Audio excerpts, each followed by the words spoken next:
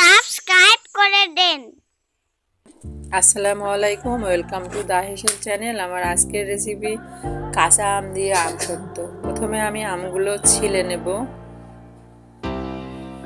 ছিলে নেওয়া হয়ে গেলে পরিষ্কার করে ধুয়ে তারপরে সিদ্ধ করে নেব।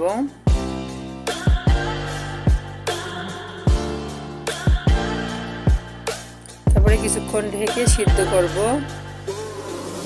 সিদ্ধ করা হয়ে গেলে আমি জুস বের করে নেব।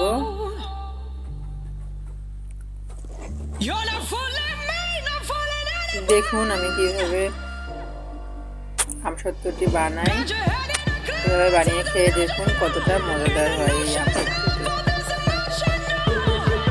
তারপরে 1 কাপ চিনি দেব, স্বাদ মতো লবণ, মরিচের গুঁড়া,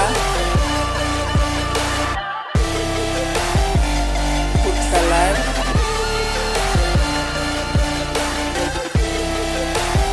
মিশিয়ে তারপরে চুলের রেসিপে রান্না করে নেব।